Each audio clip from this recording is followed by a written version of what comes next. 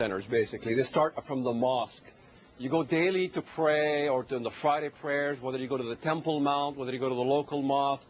And this is not only in the Palestinian areas, this is all throughout the Middle East. It's been going on from the eons of time. And it is a eschatological teaching regarding the destruction of the State of Israel, regarding the destruction of the Jewish people. And basically, an Islamic country, they consider Israel as an Islamic country, and once an Islamic foothold was there before in the past, it must never be occupied by a non-Muslim country. So the eradication of the Jewish people is taught in the eschatological norm, in the schools, in the mosques, in the centers, everywhere you go. So from all aspects of life, if you go walk in the streets and see the graffiti around you, things like "we knock on the gates of heaven with the skulls of Jews," this is the kind of mentality that they have. And I always ask myself the question, what does knocking on the gates of heaven with the skulls of Jews have anything to do with the political desire to establish a state called Palestine? Palestine has become sort of a psychosis in a way. This is why we have Hamas now. It's escalated to the point that it's growing its tentacles all throughout the Middle East, Iran. In Pakistan, the majority of Pakistanis want an Islamist state. But when you were a teenager, I mean, you didn't know all this as a teenager. You were, what, 16 when you joined the PLO? Why did you want to join this organization, and did you realize that you were about to get involved with a group that was going to kill innocent people? Well, you have to understand, you joined at 5 years old, going to school. We sang a song, all the school children sang, Al-Arab Ahbabna wal-Yahud Klabna, which means Arabs are beloved and Jews are dogs. So even going to a Christian school, we learned that Jesus was a Palestinian revolutionist. So from the biblical perspective and the Quranic perspective, all the religion was used as a base for teaching revolution. This is the dogma that they teach. So when you go, by the time I went to high school, that's when we learned the eradication of the Jewish people. When the stones and the trees will cry out, there's a Jew hiding behind me, come and kill him. So it's really, in a nutshell, the problem is a massive racist ideology that is growing throughout the Middle East and the Muslim world. So tell me what you did and how active you got. I mean, what was the worst act of terrorism you committed while an active member of the PLO? I planted a bomb in Bank Leumi, Israel, in Bethlehem, nearly lynched an Israeli soldier, was in every demonstration from the Temple Mount and the streets of our village, everywhere. You know, the whole community becomes imbued with this way of life. Stonings and you name it. I mean, I ended up in prison, and there I was recruited to do a bomb operation of a bank. My recruiter put 15 explosive charges in Israel, and he was being bailed out by Israeli lawyers. It's as ironic as it sounds, that's how it was. Israel was a democracy, so allowed even to get those prisoners out. My cousins also got involved in terrorism. They were also released with the UN deals and this kind of thing. So you have thousands of terrorists being thrown back into the streets and with this UN agreements. Now so you remain this active life of terrorism overseas, but you also came to the U.S. and you were a part of the Muslim Brotherhood in Chicago. That's right. Tell me how you were able to carry on terrorist activities and how did you do it here in the U.S.? Well, in the U.S. I didn't do any terrorist activities, but it was the recruitment of the preparation for jihad in America. My recruiter his name is Jamal Saeed. He's a colleague of Abdullah Azzam, the mentor of Osama bin Laden. Ironically speaking, Jamal Saeed is free in a mosque in Bridgeview, Illinois. The IAP started as a result, Islamic Association of Palestine. And after that, I left that organization. And then after that, there was training. The head of the IAP was caught in training of how to manufacture car bombs and things like that.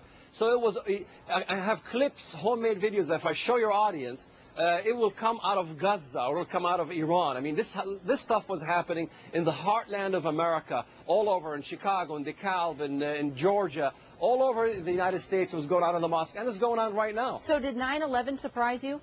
No, as a matter of fact, in 1993, I started my first mission in 1993, speaking in churches and synagogues, and people didn't want to believe me when I said they're going to blow up your buildings. These people are interested in decapitating Americans, and this is just too much for us to fathom. Nobody was listening. After September 11, I started getting more phone calls. Did you ever feel guilty? Yes, I did. I started studying basically the history. You have to understand, in the Arab mentality in the Middle East, from the beginning of Mahmoud Abbas, who's considered secular, all the way to the fundamentalists, the denial of the Holocaust is the premise of this education. So we denied the Holocaust ever existed. So when we're seeing if we see the footage of the Holocaust in the Middle East, we say, well, how did they have such scrawny bodies? What kind of a diet plan were they on? Because the whole thing was an enactment. It wasn't reality. This is an enactment to establish the Zionist state. In Germany, it's illegal to deny the Holocaust, but yet in the Middle East, denial of the Holocaust is flourishing. So the moment I started getting a good grip that the Holocaust was a historic reality, I started to understand that evil cloaks itself in nice fabricated fashions. Evil cloaks itself just like Nazism does, that it's a good cause. Israel becomes a vermin. The Jews are vermin. This is why Nasrallah doesn't apologize for killing Jewish children. He only apologizes when Arab children are dying in Israel proper by his rocket launchings. Why is that? Why does Nasrallah apologize for killing only Arab children? And the answer is very simple. The problem is racism. Racism on a pandemic scale all throughout the Middle East and the Muslim world, all the way to Pakistan, all the way to Indonesia, all the way to the Philippines, all the way in Jordan, all the way in Cairo, all the way in Syria, all the way to... So, Walid, let me ask you, you had an epiphany. You decided this isn't the way to go about finding peace. You decided to completely step away from any acts of terrorism or any organizations or any association. But when you look at all these groups, I mean, whether it be Hezbollah, Hamas, Islamic Jihad, Iraqi insurgents, there are so many, and it is so strong, and it is all across the world. I mean, how do you reach those people? How do you even gain the understanding that this is not going to achieve peace? We have to understand, terrorism is a cult-like education to convert masses of people to become remorseless killers. And it's like a drug addiction. It feeds on a frenzy-like speeches. It galvanizes people in a euphoric fashion, where an Israeli, when he's killed, they come out with the blood and they carry guts and hearts and kidneys and parade them in the streets of Ramallah. This is a drug addiction that is permeating the teenagers of the Middle East. We have to treat it as such. We have to go to the drug pushers. We have to go to the source of the problem. We don't solve the problem by simply destroying Hezbollah only, but we solve the problem by going to the mosques where the manufacturing of this education is going on. We need to fire the clergy. We need to understand that this type of Islam that's being taught in the Middle East and being taught in America as well is not a religion. Once it goes beyond that boundary, it becomes a government system. It becomes a civil code that wants to establish itself universally throughout the whole world. Once we understand that, we understand to deal with it just as we deal with drugs.